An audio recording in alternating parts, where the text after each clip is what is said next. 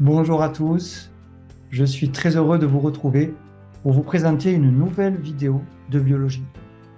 Cette vidéo est la 12e d'une série de vidéos diffusées en direct et dont l'objectif est de vous aider à mieux comprendre certains points de vos enseignements de biologie. Cette vidéo, qui est intitulée « Un souffle de CO2 émis par nos cellules », sera l'occasion de vous parler d'une petite molécule, la molécule de CO2, et de vous expliquer comment cette molécule traverse les membranes de nos cellules.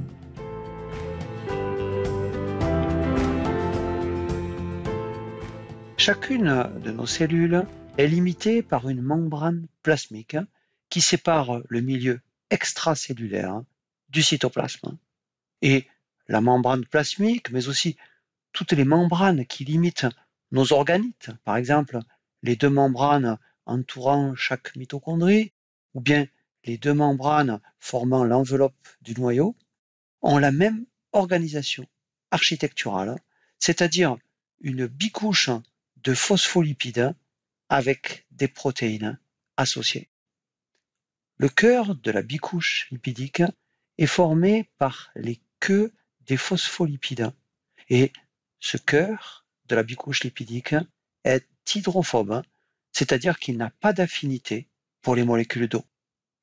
Le cytoplasme de nos cellules contient de nombreuses mitochondries qui sont le siège du processus de respiration cellulaire, processus qui permet à ces organites de synthétiser de l'ATP. Le mécanisme qui permet aux mitochondries de synthétiser de l'ATP nécessite du dioxygène. Et nous avons vu dans la précédente vidéo que le dioxygène entre dans nos cellules puis pénètre dans nos mitochondries par diffusion simple au travers de la bicouche lipidique des membranes. Le processus de respiration cellulaire consomme en permanence du dioxygène, mais il produit aussi constamment un déchet, le CO2. La molécule de CO2 est présente sous forme dissoute dans les liquides de notre corps. Le CO2 que nous expirons à chacun de nos cycles ventilatoires est présent sous forme de gaz dans notre atmosphère. Le dioxygène utilisé par la respiration cellulaire et le CO2 rejeté par la respiration cellulaire sont appelés les gaz respiratoires. La molécule de CO2 ou dioxyde de carbone ou encore gaz carbonique est une molécule très simple puisqu'elle n'est formée que par 3 atomes. Un atome de carbone, représenté ici par une sphère noire, et 2 atomes d'oxygène, représentés ici chacun par une sphère rouge. Les molécules organiques contiennent à la fois des atomes de carbone et d'hydrogène, ce qui n'est pas le cas du CO2, puisque le dioxyde de carbone contient bien du carbone, mais pas d'hydrogène. La molécule de CO2 est donc une molécule non organique, on dit aussi inorganique, ou encore minérale. Comme toutes les molécules minérales, la molécule de CO2 est donc dépourvue de valeur énergétique. La molécule de CO2 a une forme linéaire, avec son atome de carbone occupant une position centrale dans la molécule, et chacun des 2 atomes d'oxygène étant présent à l'une des 2 extrémités de la molécule. Le carbone central est lié à chacun des 2 atomes d'oxygène par l'intermédiaire d'une liaison covalente double, c'est-à-dire une liaison mettant en commun 2 paires d'électrons. La molécule de CO2 comprend donc 2 liaisons covalentes doubles, une de chaque côté du carbone central. La molécule de CO2 présente 3 caractéristiques importantes. Une première caractéristique importante est qu'il s'agit d'une petite molécule, puisqu'elle n'est formée que par 3 atomes, et cette petite taille de la molécule de CO2 va favoriser son passage au travers des membranes cellulaires. Une seconde caractéristique importante du CO2 est que cette molécule est dépourvue de charge électrique.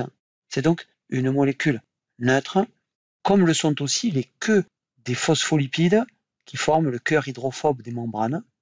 Et cette absence de charge électrique du CO2 va favoriser le passage de la molécule de CO2 au travers du cœur hydrophobe des membranes. La troisième caractéristique importante de la molécule de CO2 nécessite de revenir sur la notion d'électronégativité. L'électronégativité d'un atome est une valeur qui exprime l'aptitude de cet atome à attirer les électrons qui sont mis en commun lors d'une liaison covalente entre atomes. Et plus cette valeur d'électronégativité est grande, plus cet atome attire ces électrons de liaison. L'électronégativité de l'atome de carbone est d'environ 2,5 et celle de l'atome d'oxygène est d'environ 3,4. Il existe donc une différence importante d'électronégativité entre ces deux atomes. Par conséquent, dans chaque liaison covalente double qui unit un atome de carbone à un atome d'oxygène dans la molécule de CO2, les électrons de liaison seront plus fortement attirés par l'oxygène que par le carbone.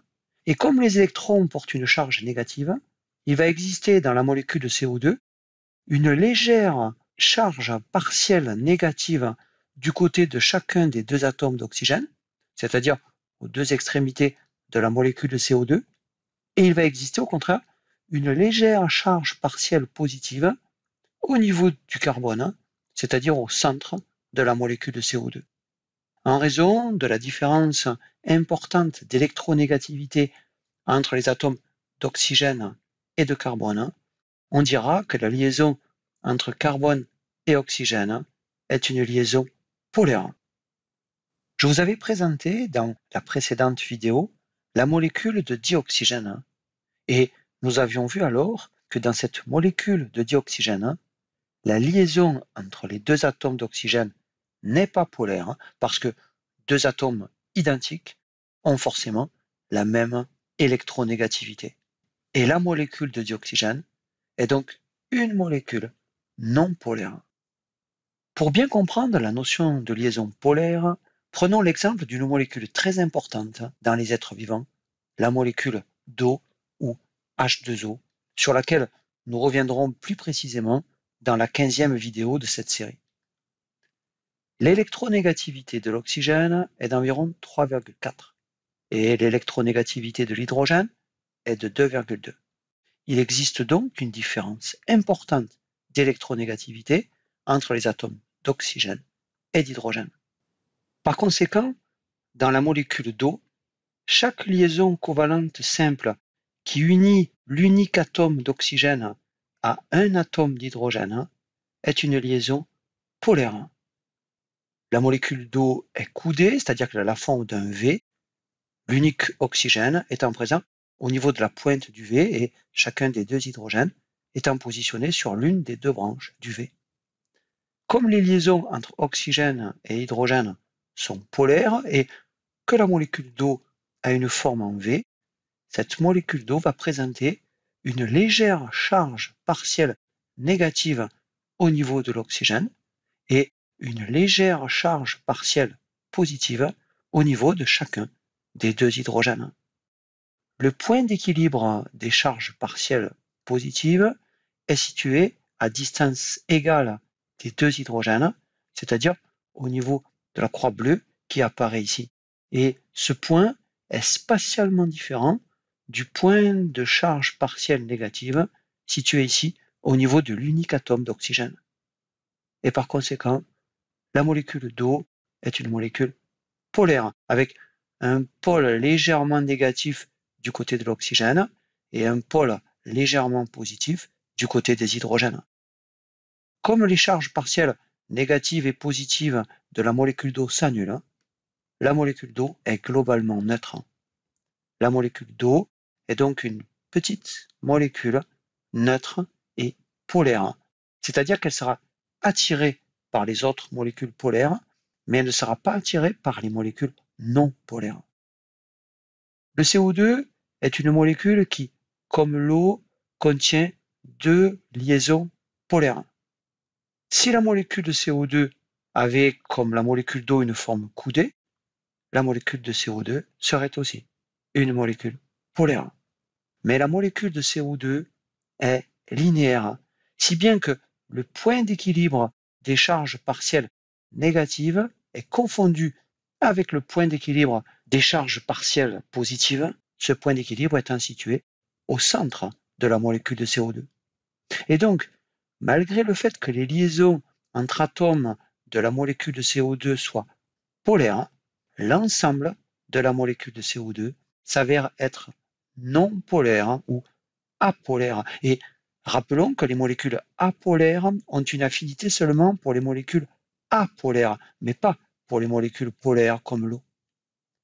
La troisième caractéristique importante de la molécule de CO2 est donc qu'elle est apolaire et hydrophobe, ce qui va favoriser son passage au travers du cœur, également apolaire et hydrophobe, des membranes cellulaires. La molécule de CO2 présente donc les trois mêmes caractéristiques que la molécule de dioxygène, puisque le CO2 est une molécule de petite taille, qu'il s'agit d'une molécule neutre, car comme dans la molécule d'eau, les charges partielles négatives et positives du CO2 s'annulent.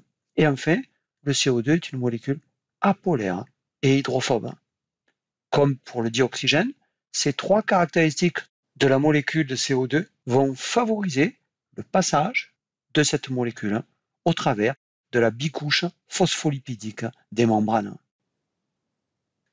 Sur ce schéma sont placés de haut en bas le milieu extracellulaire, c'est-à-dire le liquide interstitiel dans lequel baignent la plupart de nos cellules, puis la membrane plasmique, organisée en une bicouche de phospholipides, puis le milieu intracellulaire, ou plus précisément le cytoplasme. Chaque rond bleu représente ici une molécule de CO2. Et vous pouvez voir que j'ai placé sur ce schéma plus de ronds bleus en bas qu'en haut. La concentration de CO2 dans le cytoplasme est en effet supérieure à la concentration de CO2 dans le milieu extracellulaire, parce que les mitochondries présentes dans le cytoplasme de nos cellules ne cessent de fonctionner, c'est-à-dire de réaliser le processus de respiration cellulaire dont un déchet est le CO2. Il y a donc une libération permanente de CO2 par les mitochondries de la cellule, ce qui explique que la concentration de CO2 dans le cytoplasme reste élevée. Et comme lors de chacune de nos expirations, le CO2 est rejeté dans l'atmosphère, l'expiration va permettre d'éliminer une partie du CO2 présent dans le milieu extracellulaire, si bien que la concentration de CO2 dans le milieu extracellulaire reste inférieure à celle du milieu intracellulaire. Il existe donc un gradient de concentration de CO2 de part et d'autre de la membrane plasmique. Ce gradient transmembranaire de CO2 est représenté ici par un triangle bleu dont la partie large est orientée vers le compartiment où il y a beaucoup de CO2, c'est-à-dire le cytoplasme, et dont la pointe est orientée vers le compartiment où il y a moins de CO2, c'est-à-dire le milieu extracellulaire. Et ce triangle bleu forme aussi la pointe d'une flèche qui indique dans quel sens le CO2 va préférentiellement diffuser à travers la membrane plasmique. Comme la molécule de CO2 est de petite taille, qu'elle est neutre et apolaire, elle va très facilement diffuser à travers la bicouche lipidique et le sens préférentiel de cette diffusion du CO2 est orienté ici de bas en haut sur ce schéma, c'est-à-dire du cytoplasme vers le liquide interstitiel. Cette diffusion du CO2, ce souffle de CO2 évoqué dans le titre de cette vidéo, permet donc au CO2 de sortir de nos cellules en franchissant très facilement le cœur hydrophobe de la membrane plasmique.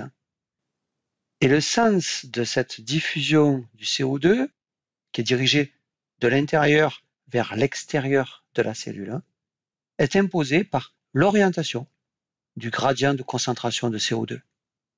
Mais à chaque fois qu'une molécule de CO2 sort de la cellule par diffusion, il y a une molécule de CO2 en moins dans le milieu intracellulaire et une molécule de CO2 en plus dans le milieu extracellulaire.